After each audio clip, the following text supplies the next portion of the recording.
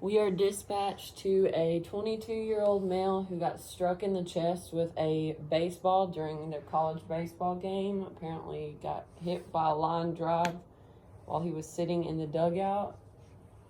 Now we're on scene. All right. BSI, scene safe. I've got my mechanism of injury is blunt chest trauma. I've got one patient, and I'm going to go ahead and call for additional resources. He looks to be having problems breathing, having some respiratory distress and pain in that left side. And we do not need to consider C-spine because it is a chest injury. The young man is laying in the dugout and definitely is in severe respiratory distress. And he complains of left-sided chest pain and shortness of breath.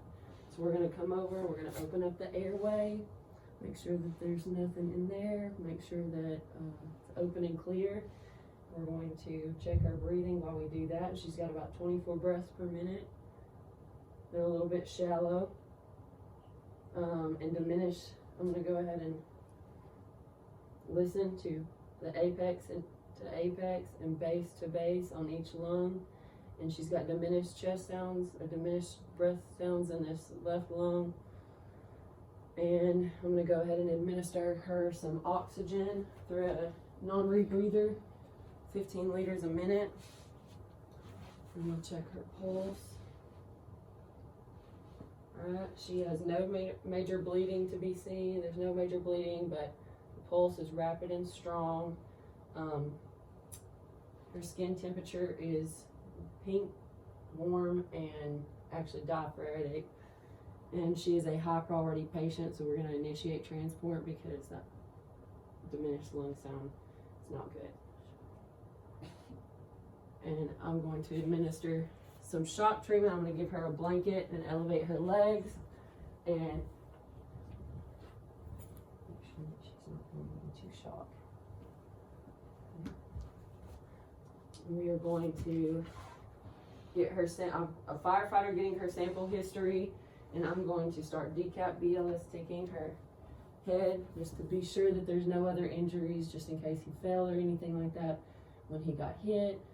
Make sure you look in the ears and there's no blood in there.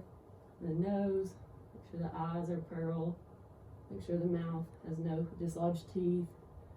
Check for JVD. We're going to make sure the trachea is midline and center. We're going to check our clavicle his clavicle for step-offs, and we're going to get down to the chest, uncover just a little bit, check the sternum, and palpate the abdomen. I'm going to check the ribs, make sure that they're intact, and he feels pain to that left side. There's a little bit of crepitus in there. Okay, so we're going to check his pelvis. Cover one. Check the legs and make sure they're intact. There's no crepitus. Alright, what we got? Can you feel this?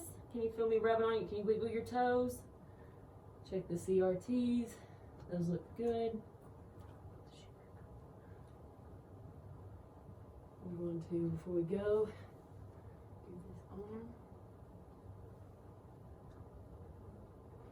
Alright, you feel that? Mm-hmm. Can you wiggle your fingers? CRTs are 2 seconds, they look good. Going to decap BLS, take the leg. Make sure the pulse, motor control, CRTs are good in the foot. Can you wiggle your toes? Alright, and we're going to decap BLS, take her hand. Arm. Wiggle your fingers. Pulse motor control. Alrighty, and then now I'm going to roll my patient over and check her back, and I'll have somebody help at least stabilizing the neck so that it doesn't roll. Alright, we're going to roll you this way. So I'm going to roll, and while she's in this position, I'm going to make sure that she doesn't have anything in the back of her head. No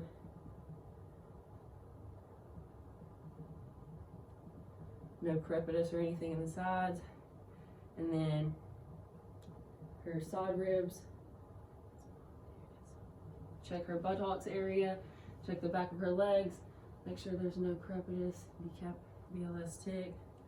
And then we're going to roll her over onto the long board and get him to the stretcher. Alrighty, and